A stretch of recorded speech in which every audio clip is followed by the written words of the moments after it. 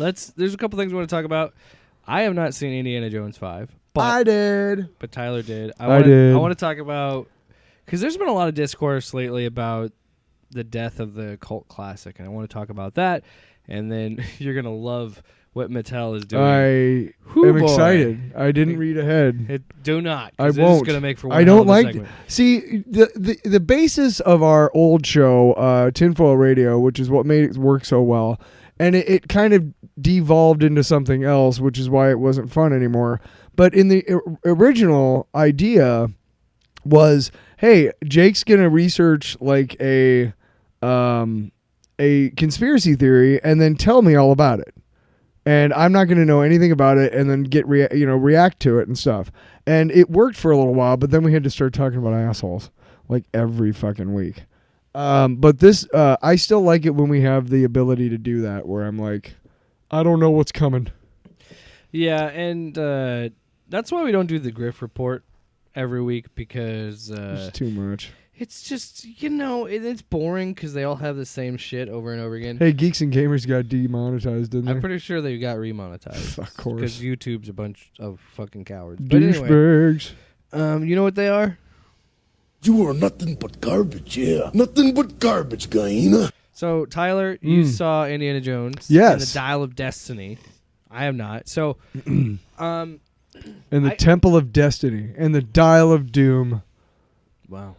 So, and the Last Destiny. I want to kind of interview you about this without going too deep into spoiler territory. Don't want to go into pizza time. So, before let's establish some ground stuff here, okay? Are you looking to remain spoiler-free for this movie yourself? I have already had some of it already spoiled.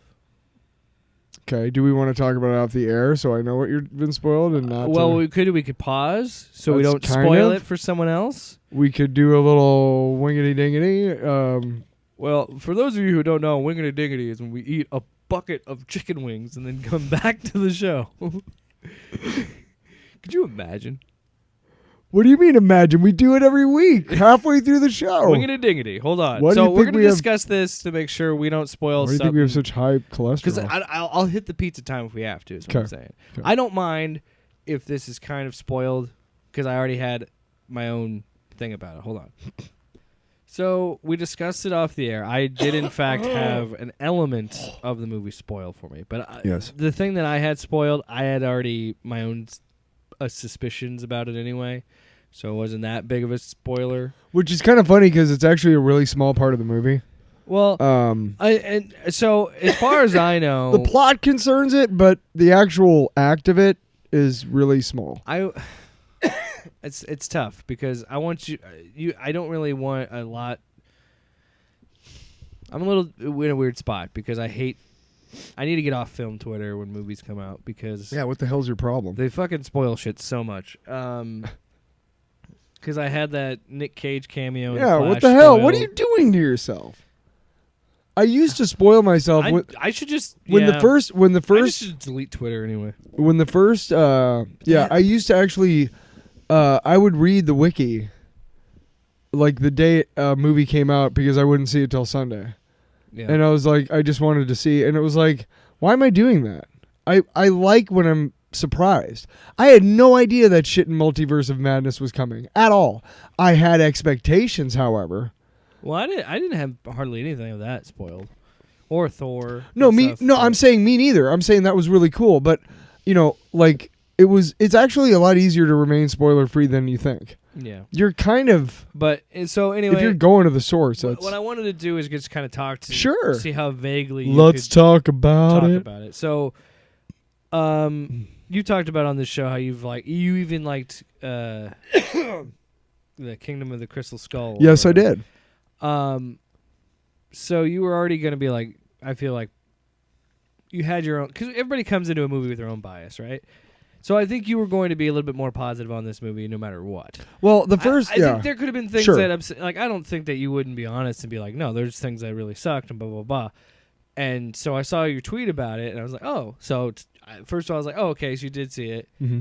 And I just kind of I had nothing to do on Monday. I just wanted to know what your thoughts were. Well, first things first, like, if you really want to get to what was bad about Kingdom of the Crystal Skull, and it's not even that bad because he does a good job in the role, and the story makes him whatever.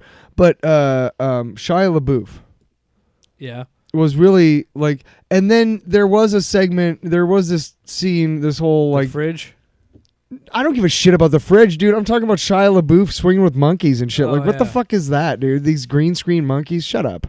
That was stupid. But everything else was like an Indiana Jones movie. Like, what's your problem? Like, shut the fuck up, dude. Did you not see the... I mean, I just... What are you looking for when you go to see an Indiana Jones movie? What I'm looking for is a fun summer movie that takes me away from the real world for a good solid 2 hours and makes and renews my, faith and hope in, something. You just want a fun adventure movie. Yes. Just like George Lucas when he created the whole thing. He wanted to make movies like he had those serials when he was a kid. And those first three That's movies, how Star Wars came about too, a little bit. Those first three movies still... there are clearly shots where you're like, okay, this is showing its age a little bit. But for the most part... Dude, those first three movies hold up. Dude, The Last Crusade, the tank fight is still awesome. Still a great sequence. Dude, all of that... And it's all practical. Exactly. And dude, that is... Mangold fucking did a... Oh, okay. So there wasn't... So how much CG was in it? Because enough to get by, honestly, because Harrison Ford is old. Yeah.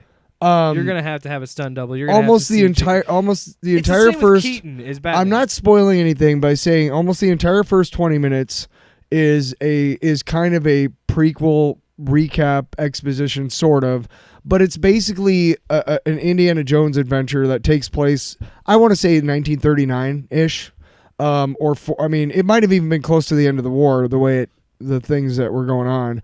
So it might have been like 1944. But clearly what they had to do was they had to have a stunt double and then CG his face, and do all that stuff. And there were moments during that first 20 minutes when you're like, ooh, yeah, a little. But you know what? Can I just say, at no point was I as turned off by this movie in all the which again was not much. But at no point was I as turned off by it as I was by the fucking Flash when he was on screen. Yeah. I don't give a shit. Well, that's his costume's supposed to vibrate when he's shut up. You just didn't want to pay the fucking animators. Well, you know what? Honestly, I was wrong. I didn't even think they even bothered. So they did have an actor that played opposite of Ezra, but they just deep faked his face on, and it's just like, ugh. I don't know how much like Harrison just can we decide on there are moments where and I'm not spoiling anything, but there's a moment where it's in the preview, they take a mask off of his head. That looks good. That didn't look bad. Just hang on. They take a mask off of his head and then they shove him down into a chair. Now that could very well have been Harrison Ford himself, and then they just de-aged him. However, there's also scenes like on top of a train where clearly he's not. He might. I don't know. He's fucking spry as fuck, man. But he's also in his 70s. He's like 80. Like late 70s, almost 80. He's ridiculous. But dude, he still looks good, and he still plays the part well, and he does. I gotta look up his age now. There's a the interesting thing about what I said about the Kingdom of the Crystal Skull being the one big 80. issue. 80. The one big issue with the Kingdom of the Crystal Skull, and again, it wasn't even that big because again, his character fit the movie and then the idiosyncrasies and the aesthetics of the Indiana Jones movies. So he was, and he acted well in the part. He did what he was supposed to do in an Indiana Jones movie. Okay, so there's that, and then they actually touch on that. In this movie, they touch on what happens, where he's at now. When we see Indiana Jones, he's a broken man. He's about to retire, and he doesn't have Marion anymore. He lives in this shitty apartment in New York, and he just he has nothing to live for really anymore. And the world has changed around him to the point where he doesn't even know what the world is. He's old. Harrison Ford is old. He's exactly. Old. And then this woman comes into his life who happens to be the story at the beginning of the movie has to do with her father. Her father is a big part of that first part of the movie. So you get to know her dad, this guy, Toby Jones, and then she shows up and whatever, and a lot of stuff ensues from that. And it's basically, there's a mulligan. I won't even tell you what it is, but there's a mulligan that takes place that you see in the first part and then the second part. And they travel all over the world. There's a great travel sequence like they used to do in the old Indiana Jones movies, but it's a little bit like updated. So it's like more like kind of like you're looking down on the map a little bit, and and it's, you see like a car and then like a plane, it's really, really cool the way they did it. But Mangold, here's one thing people forget about the Indiana Jones movies, because they're so fucking bombastic, and the theme is da da da da da da. It's bam, big, bam. Yeah. It's loud and big. But every fucking Indiana Jones movie, every one starts with a very quiet scene. There's almost no music, and you don't exactly know what's happening right away. The first one, he's in a classroom. He's teaching. No, he's in the jungle. Oh, right. Yeah, I know. He's with Alfred Molina. Yeah. Yes. But the point is that Mangold did that. He started the movie off like it's just a movie. Here's the title. Here's the people who are in it. Yeah. He did it just like, he stuck to the formula. Here, J.J. Abrams needs to look at what Mangold did with Indiana Jones 5.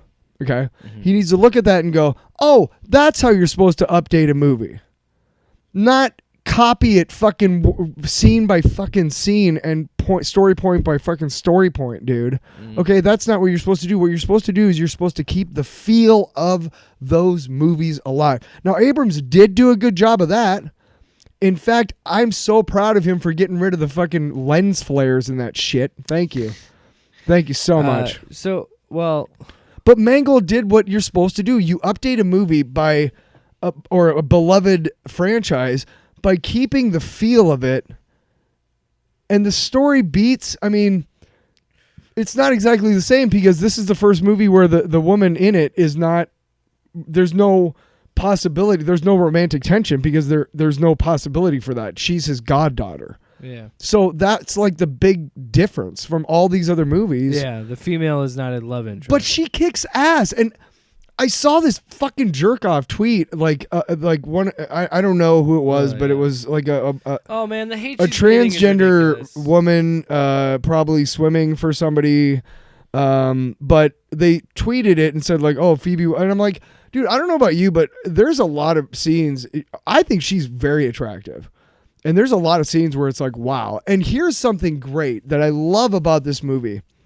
Since there's no romantic tension with those two, they show, actually, there's a couple scenes very memorable and very, whatever, where they're in public places and there's guys around, and Phoebe Waller-Bridge's character is like checking him out, and they're checking her out, and she's like kind of like, and then something happens where she's like, what, but it's great because it shows that she's independent and she's comfortable with her sexuality, if that makes sense. And especially that time, that was probably very frowned upon, obviously.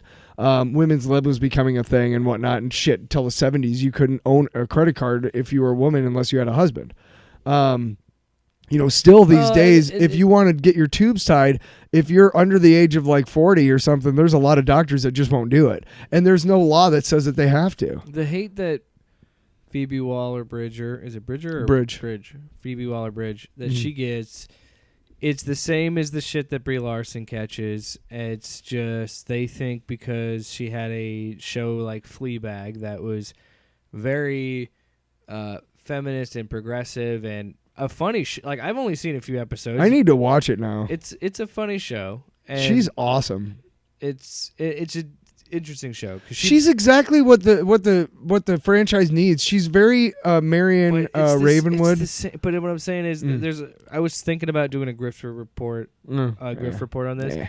But it's the same shit. Like seriously, it is the same that Brie Larson got because she fucking dared to speak her mind. And a bunch of losers on the internet were mad, and it's just so stupid. And that's another thing too. You can clearly tell. Mm-hmm. Like I don't know. It's so hard. Like this is what happens when you have a bunch of people like doing this stupid shit where anytime a female actress has, like I said, any thoughts of her own and any own independent thinking, they have to, if it's not the right group of thought, they make them this big enemy, and they call her a horse face and like say that she's this fucking Nerdrotic was saying something like Lucasfilm was failing because of mediocre white women or some shit like that. And it's just like, you guys don't watch this anymore. Because clearly, based on what you've been telling me and like her performance and everything, and I've heard a lot of people say the same thing. I think she's a good actress. I think Fleabag was funny. Like, I thought she was good on SNL when she was on that. Like, I should watch that too. I think she's a funny actress, and I think but like fucking, what are we in fucking third grade calling someone a horse face? Like, grow the fuck but up. we're also. And by the way, you know who was saying that? Fucking heel versus baby face.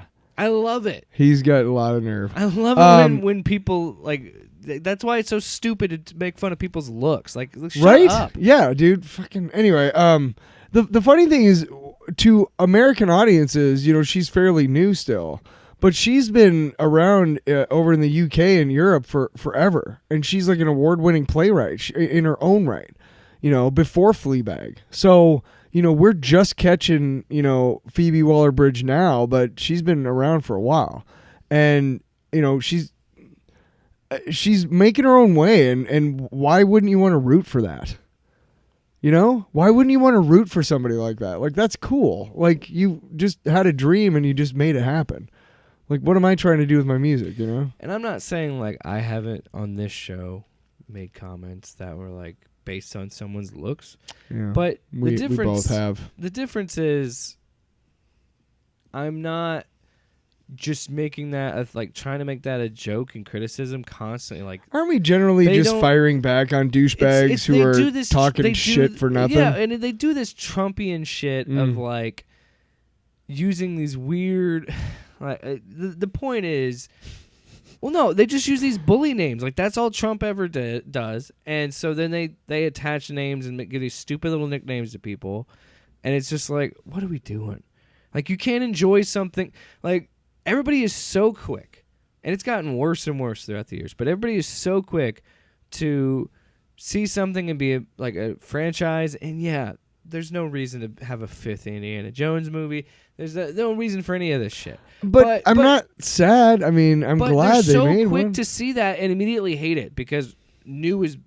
Like, it's this hipster shit of like, well, new sucks. Old stuff's always better. Blah, blah, blah, blah. And it's like... like, they don't enjoy this stuff. They just find it an angle to milk their YouTube audience. That's all this shit is. There's only one, like, there's only one time I really felt that South Park crossed the line. And that was when Crystal Skull came out and they had that episode where basically, you know, Lucas and Spielberg were assaulting. Yeah. You know, and it was very graphic. Like, very graphic.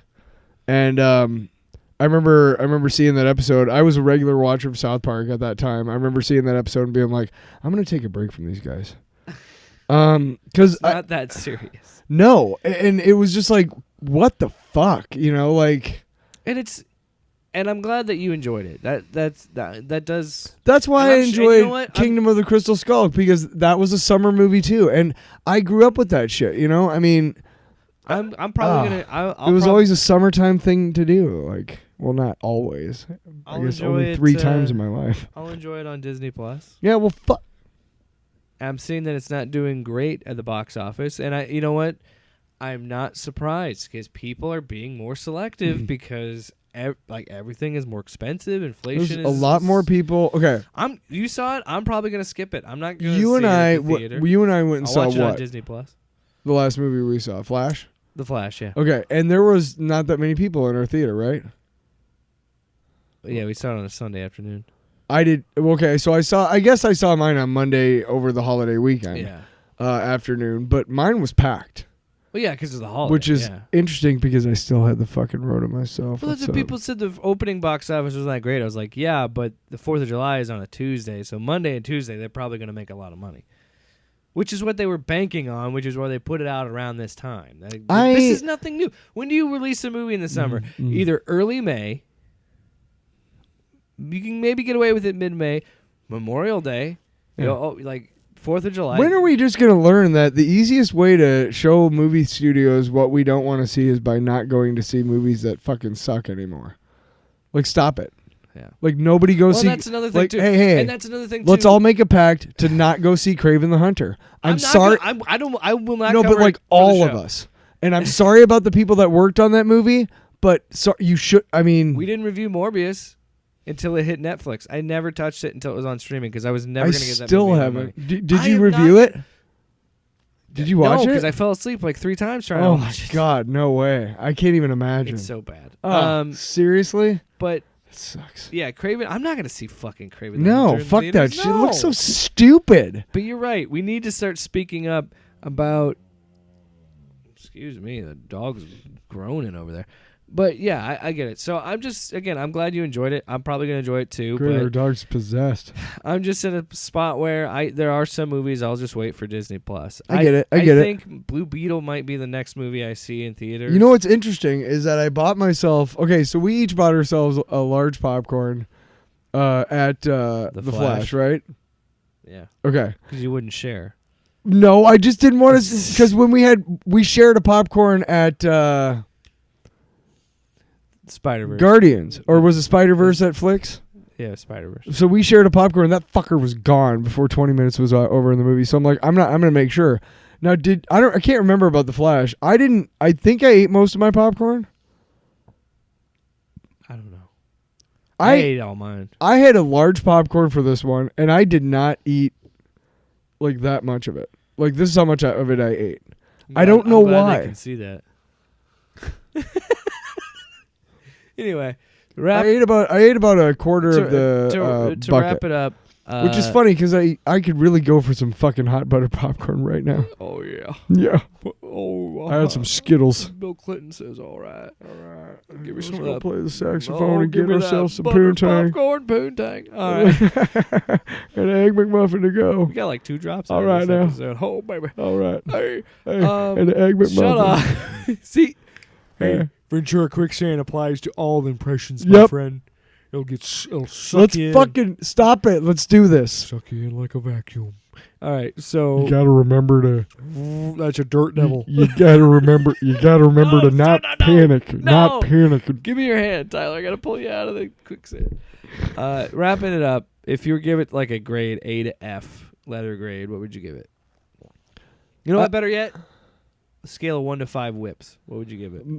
No, I'm gonna give it a B plus. B plus. So that's like what? 2 whips? 3 whips? Okay, B plus. I mean, it's better than Crystal Skull. I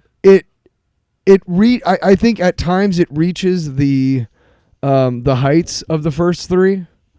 And the level and of intensity. The action sequences are by far some of the better ones I've seen in a while in movies. Most of it's practical, which is why it looks so good. And there's chase scenes that are just. I can't give it an A just cause I don't want to. I guess I don't know why. A minus. B plus. Where are we at? Stick to your guns, man. Stick to your whips. Well, I really liked it though. I mean, it was really good. It was no. Shut up. B plus. Sure. A minus. B plus. Let's give it an A minus.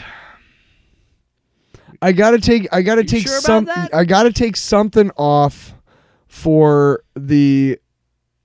There was some stuff in that first 20 minutes that kind of took me out of the movie a little bit. Just because of the quality of the things and what they had to do to make it look like he was 40 again. But overall, it was exactly what I wanted out of an Indiana Jones movie. It was they dealt with the things that took place in the Crystal Skull as far as marriage and kids and all that shit. in such a way that I cried at the end. I cried hard. And it was really beautiful. I heard it does a really good job of wrapping it up. Does a really good job of him passing the torch or showing a good way of showing an older character, a troubled older character, like have some, redeeming moments. I'm trying to say this without getting spoiled myself. So anyway, A-, B+, A-, A-. I'm totally okay giving it an A. Come on, you hate! You want to live forever? I really liked it. I have no. There's again the if there's anything about it, there's just moments. Now, okay, I will say this too. There was a moment. There was a scene that took place in like the 50s, like 10 years later. Okay, and it's a flashback, and her dad is involved. Phoebe Waller-Bridge's character's dad is involved. Yeah. And it's important to the story and everything. But Harrison Ford.